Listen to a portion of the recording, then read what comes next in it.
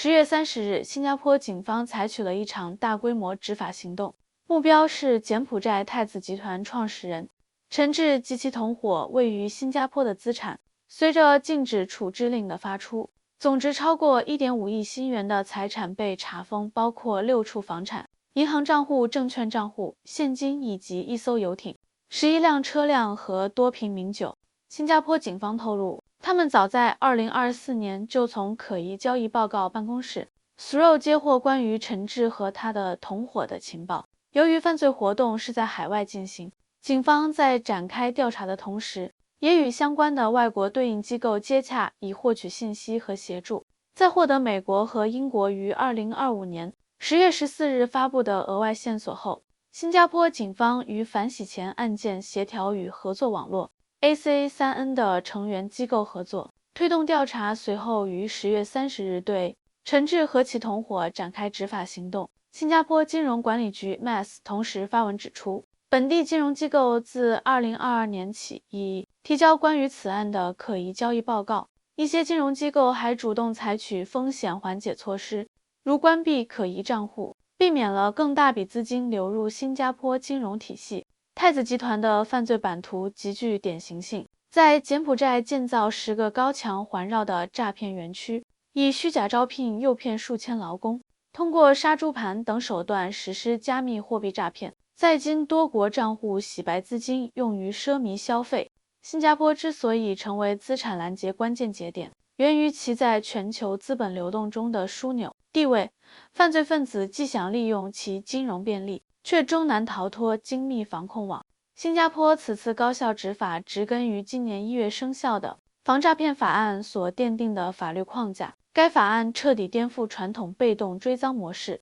通过风险前置管理重构反诈逻辑。其3大核心设计成为拦截犯罪资金的关键武器。技术监控实现精准预警。法案强制银行接入反诈风险评分系统，通过机器学习识别3类高风险交易、非惯长时间转账与已知诈骗账户存在关联的资金流动。超1万新元的大额交易需生物特征验证。太子集团涉案账户中多笔凌晨时段的跨境转账给予东南亚高风险地区的资金往来，正是通过该系统触发警报，为后续冻结争取了时间。分层冻结机制阻断资金流。法案设立2级冻结标准：1级限制转出功能，保障正常收款；2级全面锁定账户需法院授权，当交易金额超月均支出 200% 或流向诈骗高风险国时自动触发。这种精准管控既避免一刀切影响合法交易，又确保犯罪资金无法快速转移。数据显示，该机制使首层诈骗账户冻结概率从 12% 跃升至 65%。权力制衡，守护程序正义。为防止执法过度，法案建立 AI 初判2小时人工复核、72小时法院授权3级审查体系。用户可通过银行 APP 或高等法院申请紧急解冻，48小时内必有裁定。这种严打击、加强救济的平衡设计，既保障执法效率，又维护金融生态健康。新加坡金融管理局 MAS 2024年推出的2大技术平台，成为此次资产追踪的隐形引擎。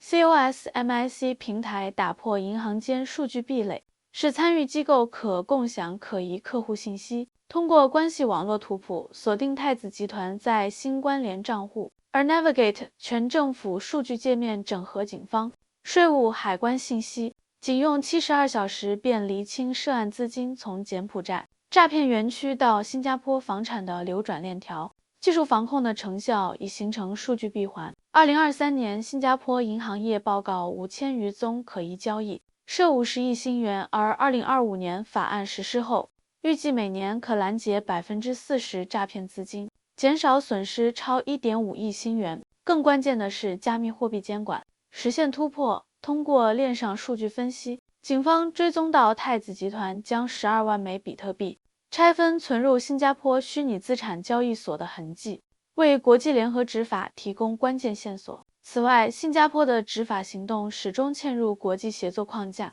在太子集团案中，其与美英共享账户流水、10亿所有权等核心情报，借助东盟反诈联合名单快速核实资金跨境路径。这种协作能力在2024年7月的邮件诈骗案中已得到验证。通过国际刑警 iGrip 机制，新加坡48小时内协调东帝汶，冻结4230万美元涉案资金，创下跨国追赃纪录。制度层面的准备更显长远。2024年修订的刑事司法互助法，简化跨境取证流程，与马来西亚 BNM、泰国 AMLO 等机构建立实时数据通道，使一地立案多国协查成为常态。正如国际刑警金融犯罪中心主任 Isaac Oxini 所言，新加坡的响应速度与协作效率为全球金融犯罪治理树立了标杆。同时，新加坡打击犯罪从未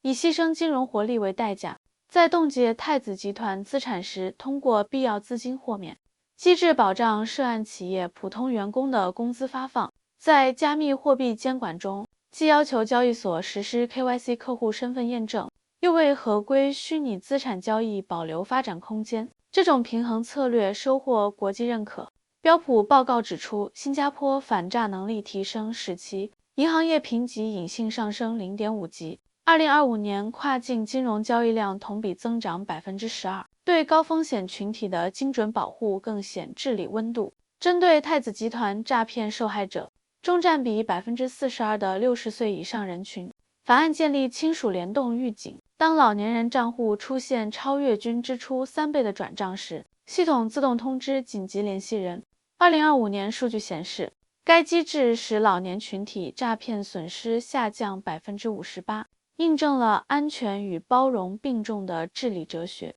当太子集团的游艇在新加坡码头被查封时，世界看到的不仅是执法力度，更是一个金融枢纽如何以制度创新守护其核心竞争力。毕竟在全球资本流动中，安全从来都是最昂贵的信用背书。当安全成为金融枢纽的核心竞争力时，你觉得未来还需在哪些维度强化，才能持续抵御跨国犯罪的新挑战？欢迎在评论区分享你的看法。今天的内容就到这里，请记得给我点赞、分享并开启小铃铛订阅。我们下期再见。